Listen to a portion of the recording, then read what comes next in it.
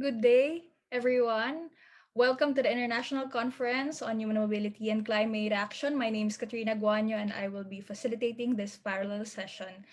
This parallel session is entitled Human Rights-Based Approaches to Address Human Mobility and Climate Risks.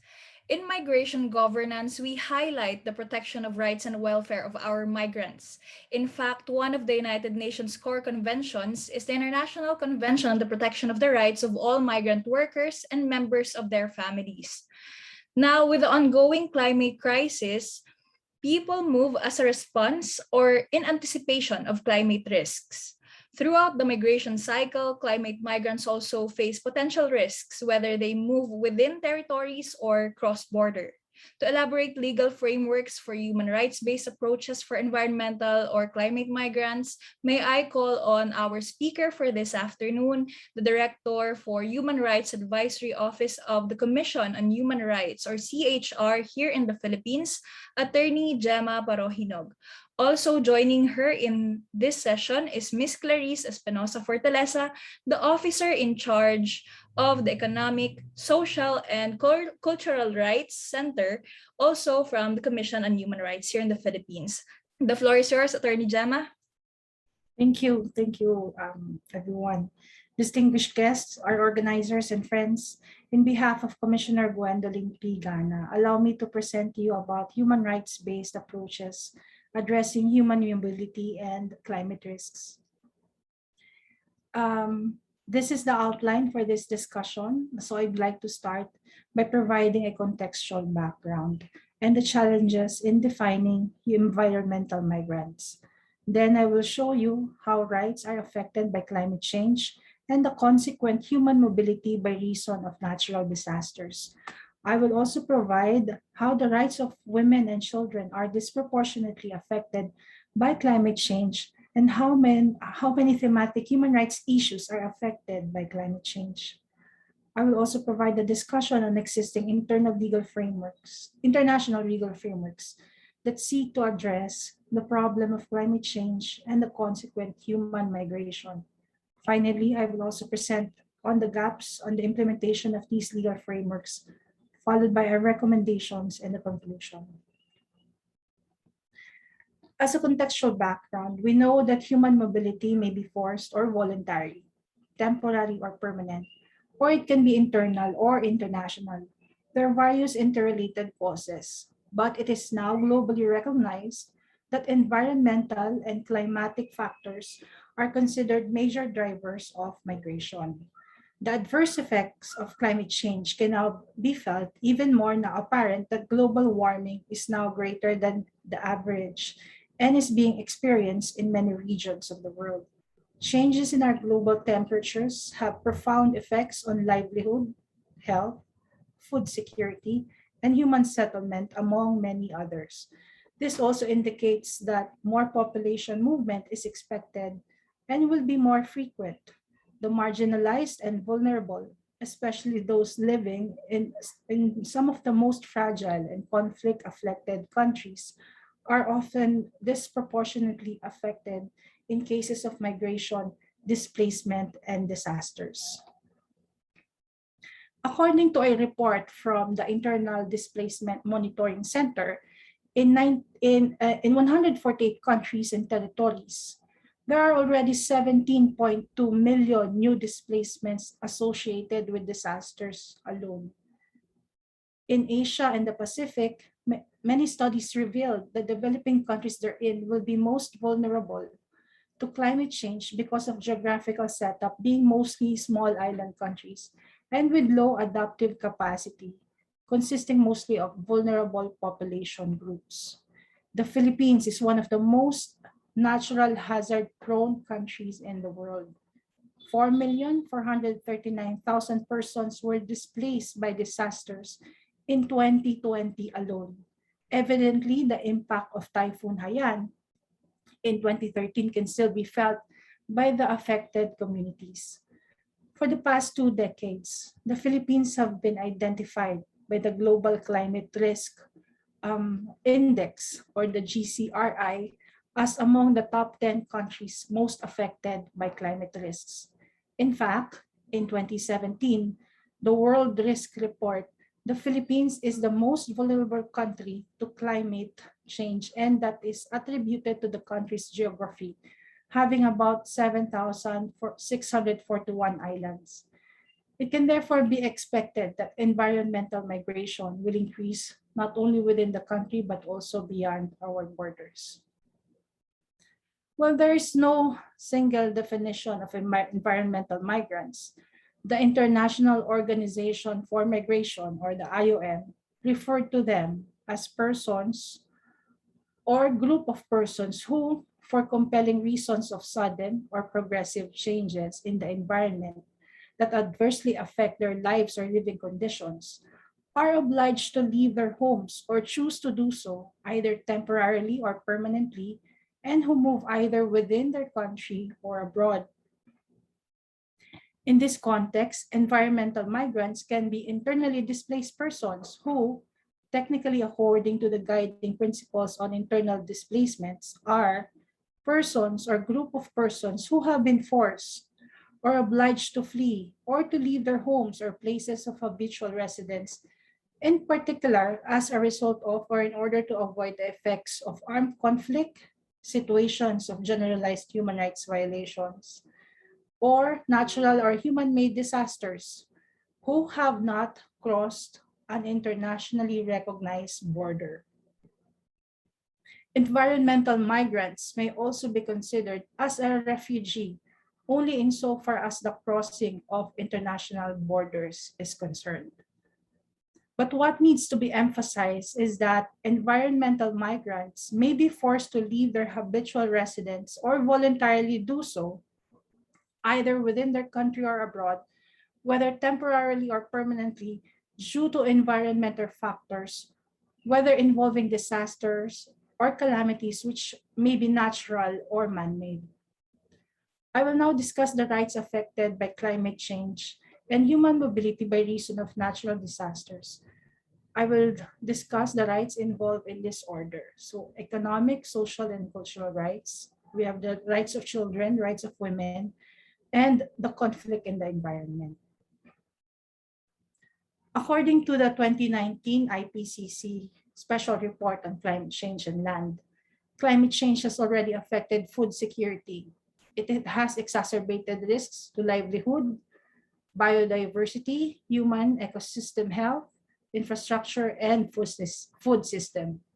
As an example, climate-induced migration due to declining agricultural yields, the destruction of ecosystems, and resource shortages caused by climate change. It impacts one's right to housing. This is this has been noted by the Office of the High Commissioner for Human Rights as one of the main push factors for increasing rural to urban migration. Such movement breeds a cycle of vulnerability, especially when it forces a population of migrants to build shelters in hazardous areas. Climate change related displacement and migration also threatens the right to culture of indigenous peoples, such as traditional livelihoods and practice of ancestral traditions.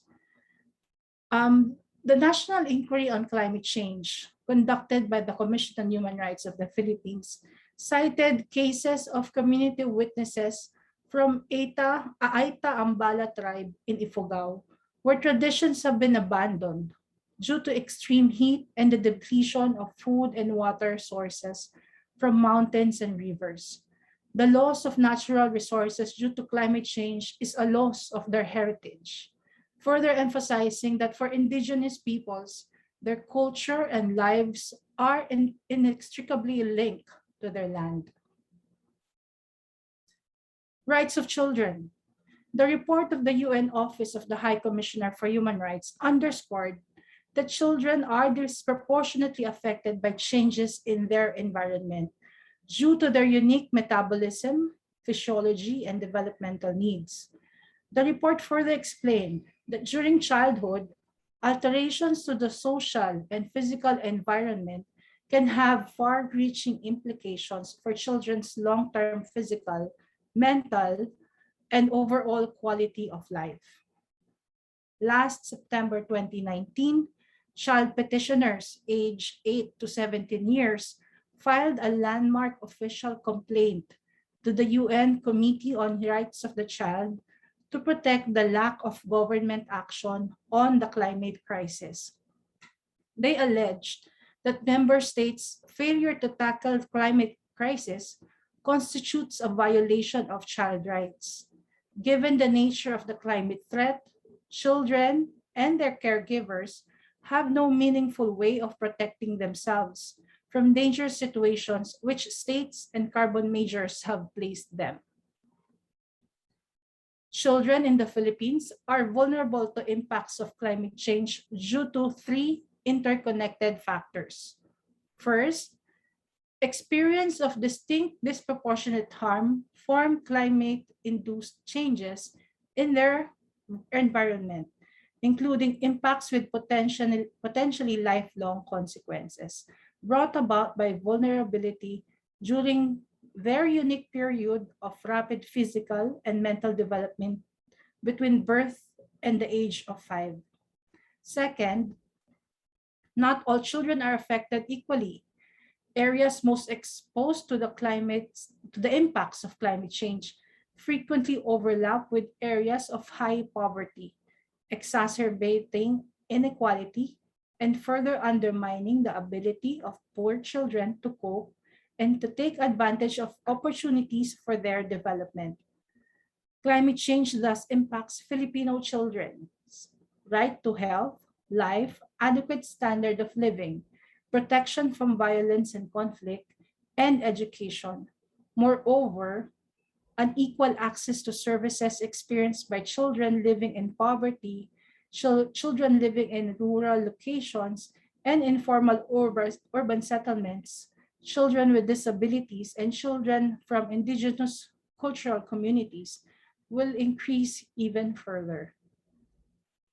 Finally, children and the future generation will bear the heaviest burden of inadequate action to tackle climate change, despite being the least responsible for its causes.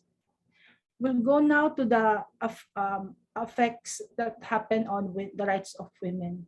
So in most societies, women are also disproportionately affected by climate change, migration, and climate-related migration. Women are most responsible for food security for the family. In addition, women's sexual reproductive health are in peril during mobility, and they are exposed and susceptible to gender-based and sexual violence. For these reasons, any planning and implementation of climate change resilience and disaster risk reduction must incorporate gender consideration and gender responsive approaches. It must also consider intersectional identities of stakeholders that compound inequalities and exacerbate vulnerabilities. Examples of this are women who belong to the indigenous cultural communities, women who are persons with disabilities, and other intersectional concerns. The Magna Carta for Women of 2009 identified the Commission on Human Rights as the gender ombud. As such, it is expected to provide gender equality and women's empowerment. The law sets out specific mandates, which includes promoting and protecting women's rights through creative approaches in education while honing investigation on rights violation. One of our main duties as a national human rights institution is to investigate violations of human rights. And with the enactment of the Magna Carta of Women, we are now charged with the investigation of all violations on the rights of women. With respect to conflict and environment, the International Committee of Red Cross recognized that environmental degradation exacerbates the effect of conflict and humanitarian crisis.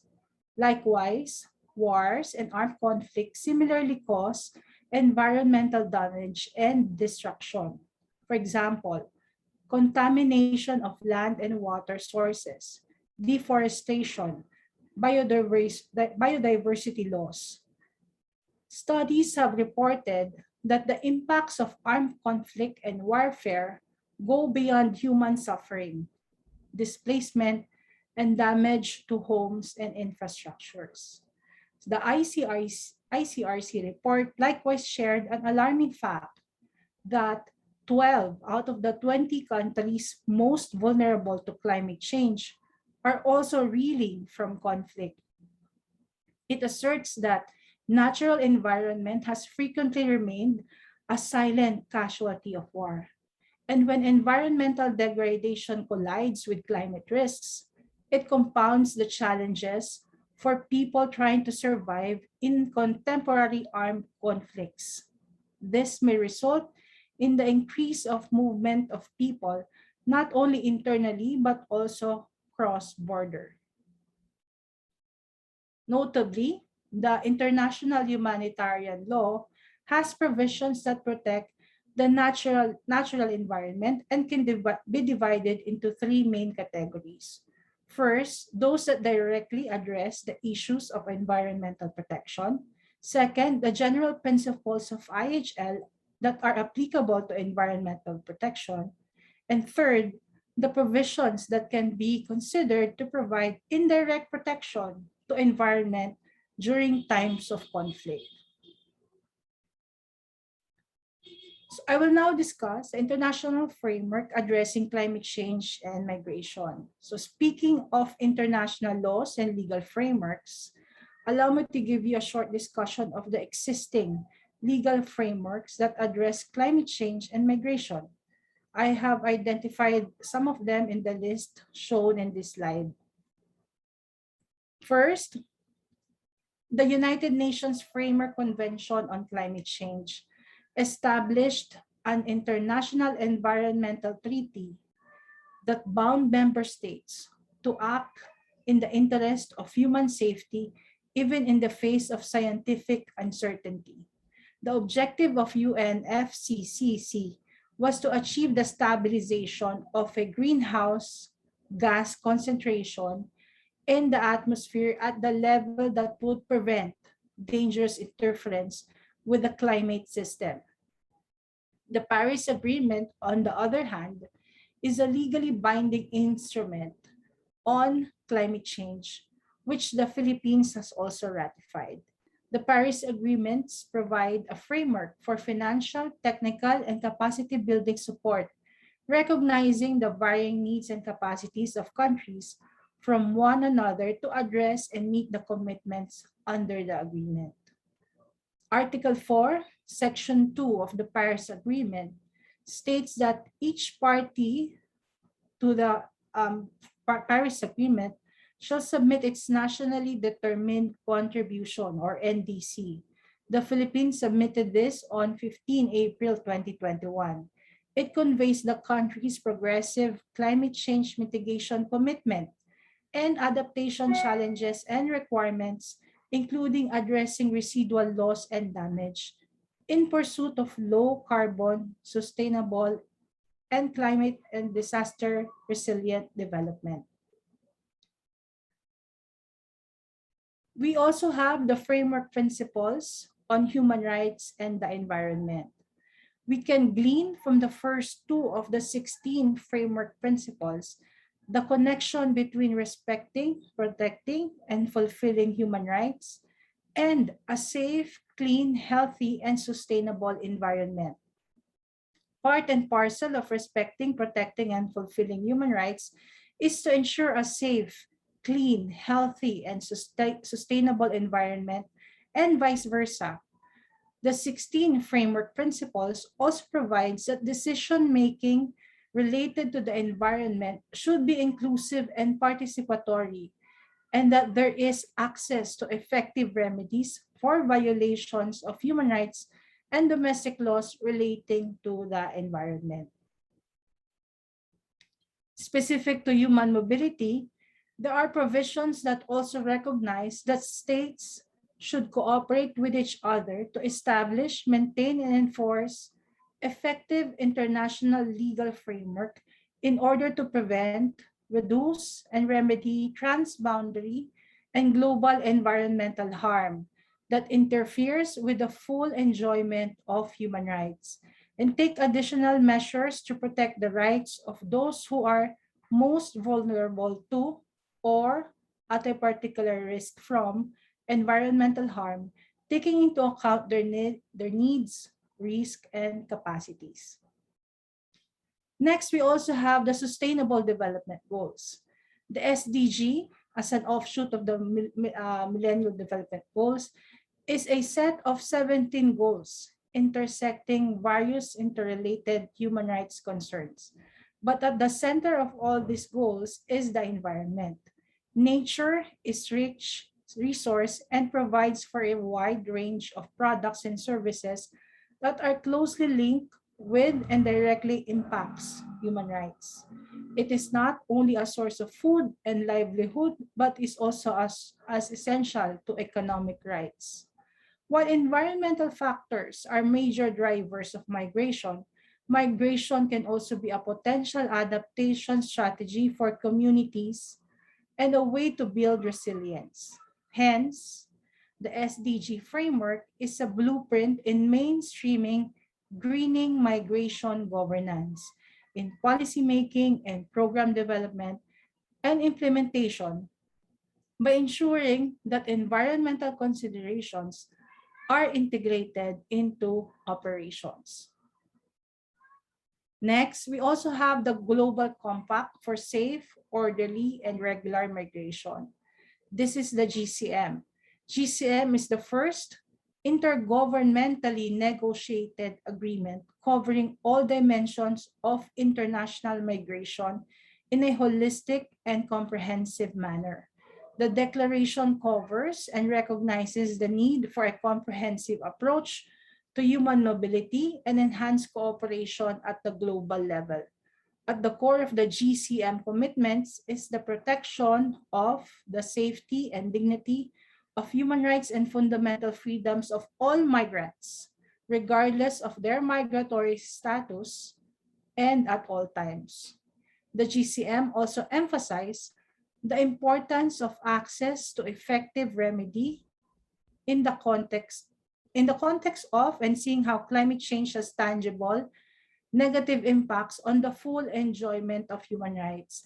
It is imperative to assert that states now must guarantee effective remedies for human rights violation due to the adverse effects or impacts of climate change. We also have the UN Guiding Principles on Internal Displacement. At the end of 2020, around 7 million people in 104 countries and territories were living in displacement setting as a result of disasters. That's only on the year 2020. That's about 7 million people. Although displacements may either be caused by conflict or natural disasters, both have similar protection and assistance needs. However, solutions may be different. The guiding principles provide for solutions which includes return to the place of origin, integration into the place of displacement, and settlement in another part of the country, and stresses the right of IDPs to choose the solution. However, in some environment-related causes, IDPs do not have the right or the option to return. In this context, the government has to ensure the resettlement of communities and respect the right of the IDPs to seek asylum in another country. Displacement only ends once IDPs achieve durable solutions. The guiding principles should therefore be utilized by all relevant stakeholders to address protection against displacement, protection during displacement, protection during return, local integration in the local locations where the persons have been displaced, and resettlement in another part of the country. We also have the UN guiding principles on business and human rights. This is the first authoritative global framework to address business impact on all human rights. It provides the blueprint for companies to manage the risks of having adverse impact on human rights and the environment, and offers a set of benchmarks for businesses to respect human rights. The UN guiding principles mirror the structure of the 2008 Protect, Respect, and Remedy framework and provides 31 principles, which it is also summarized into three pillars. One, the first pillar, which provides that the states have the duty to protect. All states have the duty to protect everyone within their jurisdiction from human rights abuses committed by business enterprises. Second pillar, companies have the right to responsibility to respect. So the first pillar, states have the duty to protect. The second pillar, companies have the responsibility to respect. Companies have the responsibility to respect human rights. For example, avoid infringing on the rights of others wherever they operate and whatever their size or industry, and address any impact that does occur. This responsibility exists independently of whether states fulfill their obligations. The third pillar is the access to effective remedy. When abuses occur, victims must have access to effective remedy through the judicial or non-judicial grievance mechanisms. One of the non-grievance mechanisms identified is the services provided by a national human rights institution, just like the Commission on Human Rights. The focal commissioner on business and human rights of the Commission is Roberto Eugenio Cadiz. He stressed that business enterprises contribute to the growth and development of the society. They help provide jobs, improve public services, increase access to healthcare, develop new technologies, and many, many more. Unchecked, however, the pursuit of profit makes businesses prone to commit abuses against people, the environment, and of late recognition, the global climate. Then we also have the Nansen Initiative on disaster-induced cross-border displacement. The Nansen Initiative Steering Group is co-chaired by the Government of Norway and the Government of Switzerland. The Office of the High Commissioner for Refugees and the IOM are standing invitees to the steering group. The Nansen Initiative is a state-led, bottom-up, consultative process intended to identify effective practices and build consensus on key principles and elements to address the protection and assistance needs of persons displaced across borders in the context of disasters, including the adverse effects of climate change. The outcome of the initiative is the agenda for the protection of cross-border displaced persons in the context of disasters and climate change, or what we simply call the protection agenda. It is a consolidation of the outcomes of the series of intergovernmental and civil society consultation. So it uses an integration of effective practices by states and sub-regional organizations into their own normative framework in accordance with specific situations and challenges. I will now discuss the gaps in the legal framework and the implementation of human rights-based approaches for environmental migrants. It can be gleaned from the narratives concerning the situation of migrants who forcibly or voluntarily leave their habitual residence, either temporarily or permanently, are described as climate or environmental migrants, or disaster, environmentally displaced persons, and or climate refugees. These terms are loosely and interchangeably used. Effectively, environmental migrants is not subject to any clear definition. The absence of a legally accepted definition, or at least identifying their specific status, leaves the stakeholders blind as to the accurate estimates of people displaced or those who voluntarily migrate due to environmental factors, as well as those who require assistance and protection. More importantly, there is no guidance as to the applicable rights and corresponding state's obligation towards them. Both the state, location from which the migrant came from, as well as the receiving state, have no guidance whatsoever. This undoubtedly limits the basis of government and other duty bearers for planning and programming to appropriately address the issues and concerns. There are a number of international instruments and normative frameworks that seemingly cover the situation of environmental migrants, and some of them are already discussed earlier.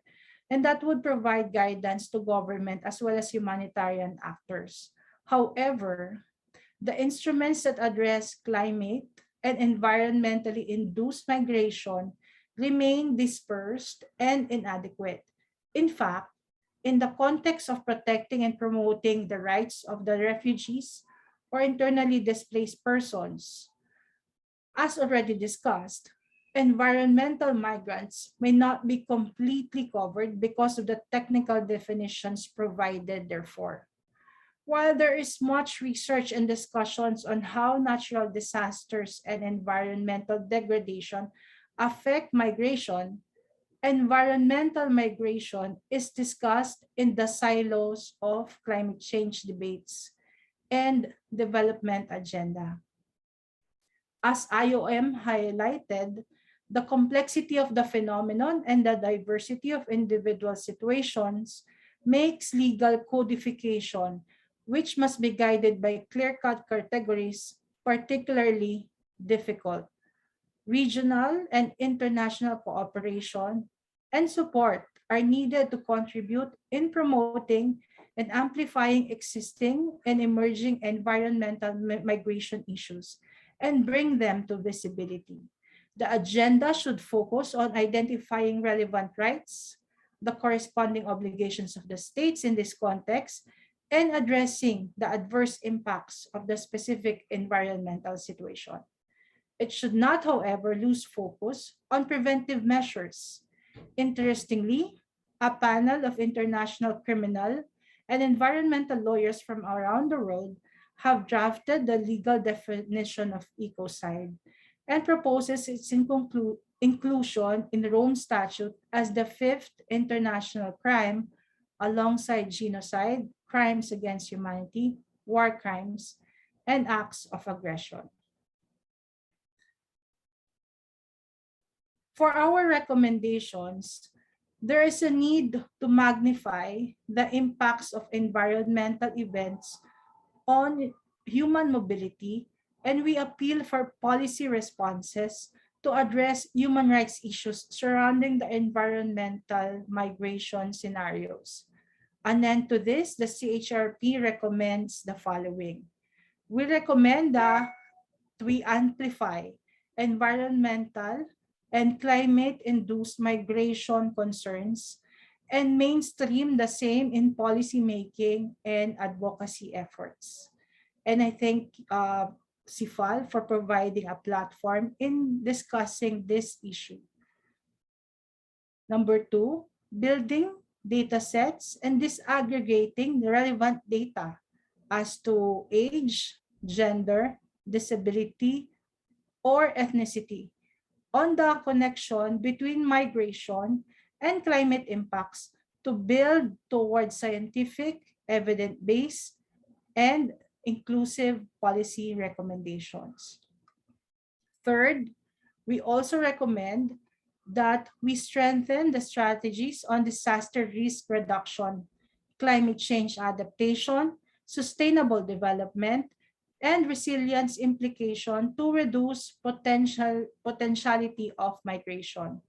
community-based and participatory designing and evaluation of disaster risk reduction and management responses, with attention given to the scientific needs of vulnerable sectors, including those who do not possess the economic and social capital to move.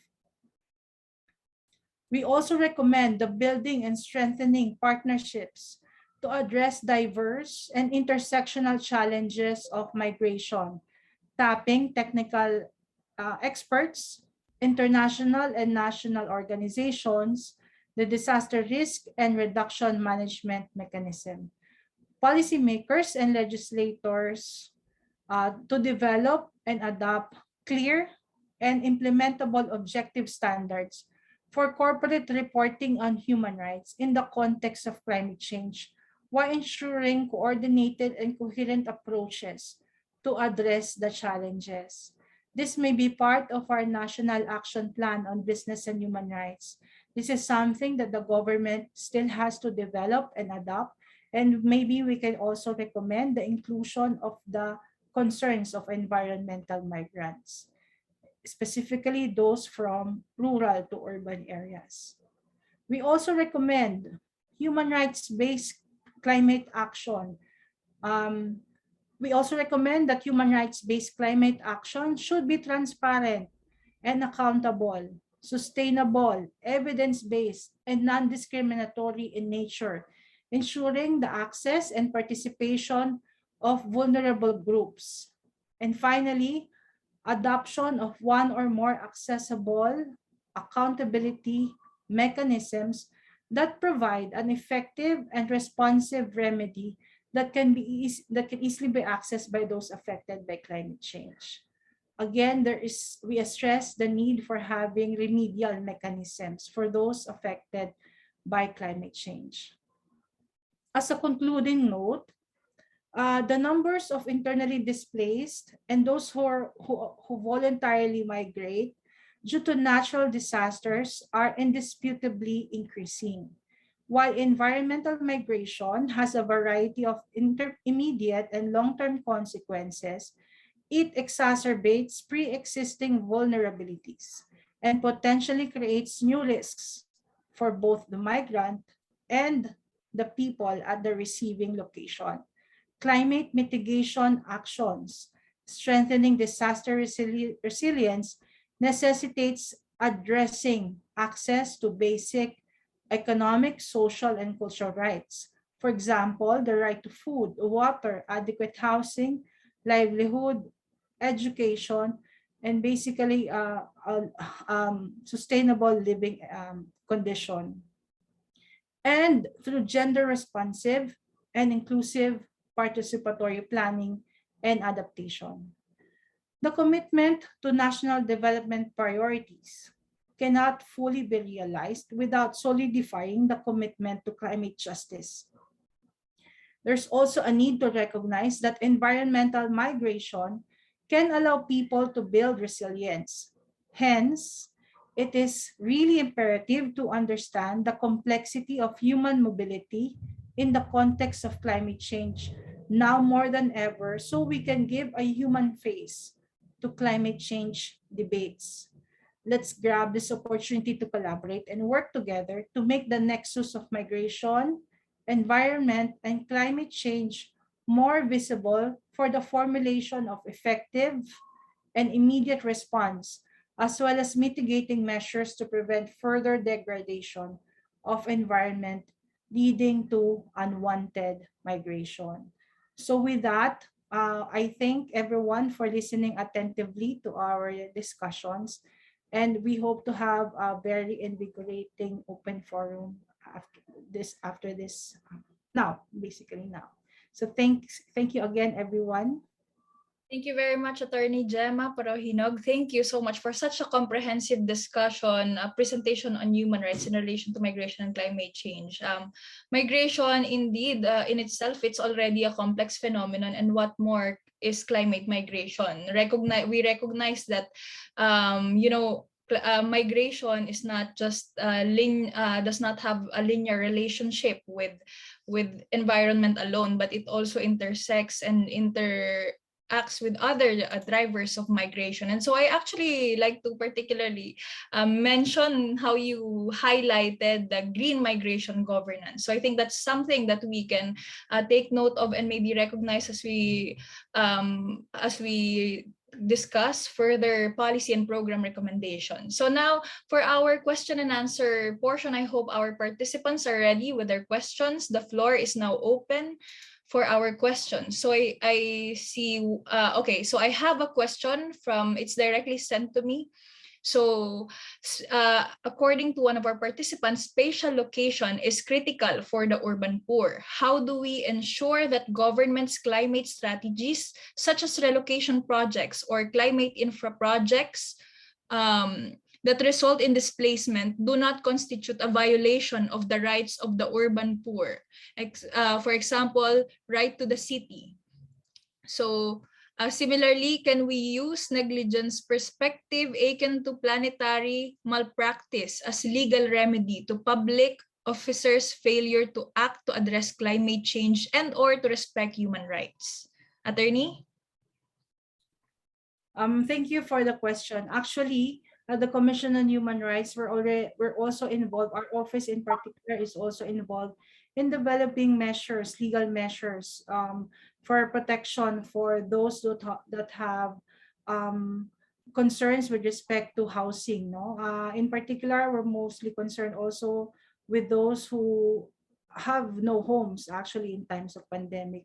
So it's a very big issue and of concern. So we make sure that the Commission on Human Rights is part and parcel of development, or in terms of um, moving people from urban settlement to other resettlement. We make sure that the Commission on Human Rights is involved, of course, in relocating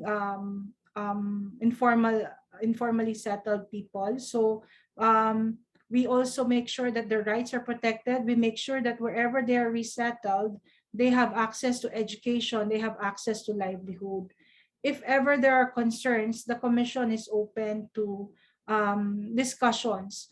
We also have with me our partner from the Economic, Social, and Cultural Rights, who Miss Clarice Fortaleza. She's the chief of the Economic, Social, and Cultural Rights. She may have entertained some complaints regarding issues of resettlements that does not conform to the basic needs of individuals. Miss Clarice? Thank you, Attorney Gemma. In addition to her discussion, I think to strengthen our strategies on disaster risk reduction and climate change adaptation, community-based and participatory designing and evaluation of disaster risk reduction and management responses, with specific attention given to the specific needs of vulnerable sectors are very important, especially those who do not possess the economic and social capital to move. And this has been emphasized by Attorney Gemma earlier. The voices of the vulnerable sectors are very important in the discussion.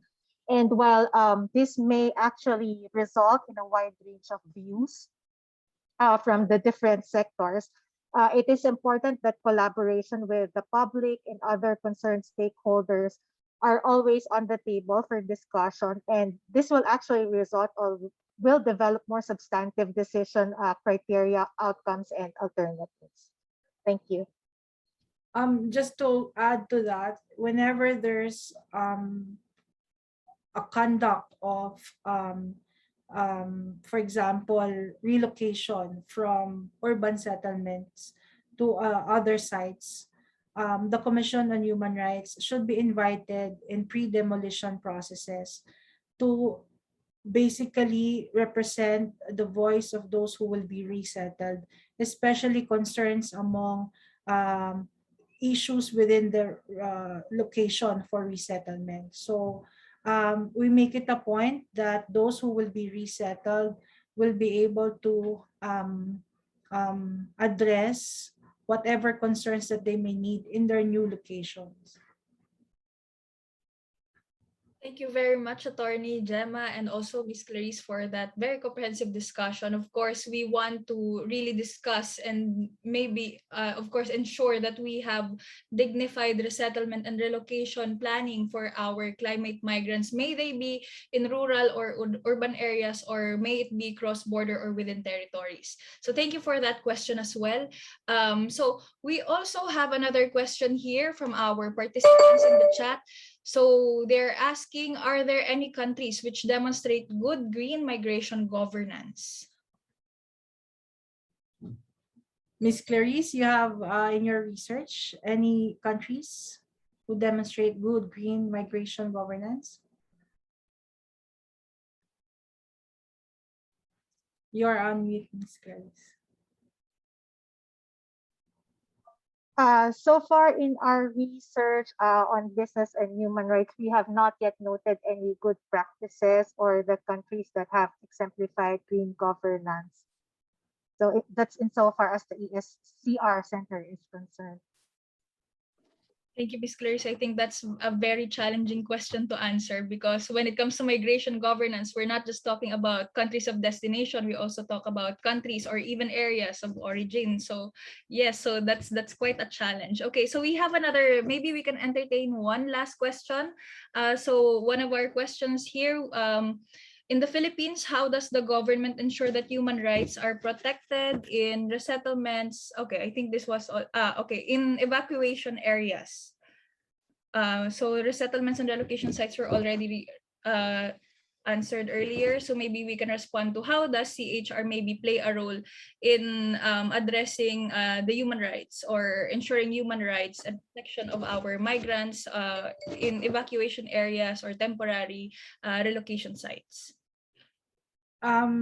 For one, we have a center that directly addresses the rights of internally displaced persons. This is led by Ms. Reina Bermudez, who actually conducts regular monitoring of all IDPs in all, well, technically, we hope to cover all, but resources are scarce, but we do what we can, and we make sure that all concerns are documented and noted. So as we said, we have monitoring tools to look at whenever we visit and visit transitional centers or evacuation centers for IDPs. We make sure that we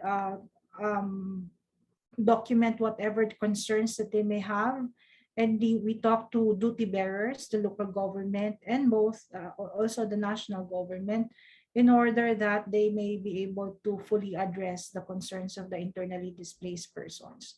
So far we've been releasing several situation reports on internal displaced persons, both by reason of conflict or natural or man-made hazards. So yes, we do have a center that's focused on that particular aspect of sectoral concern. Okay, thank you very much to our experts, Attorney Parohinog, and of course to Ms. Clarice for a very engaging discussion. I hate to cut this short, but we only have an hour for this. But thank you so much for expanding our knowledge on human rights in the context of migration, environment, and climate change. Of course, there are existing challenges faced by our climate migrants. Nevertheless, it is worth recognizing that there are possible ways forward. As presented earlier, there are recommendations to ensure that we have human rights-based approaches for climate migrants. And as the Attorney Parohinog earlier mentioned, we have frameworks and consultative mechanisms that enable interstate and interregional cooperation to address the needs of our climate migrants. So at the end of the day, migration should be the last resort, ensuring that we reduce the risk of forced migration through climate change mitigation. And in the event of migration, we hope to ensure the dignity, safety, and human rights of our climate migrants. So once again, thank you for participating in this parallel session. This has been on the topic of human rights-based approaches to address human mobility and climate risks.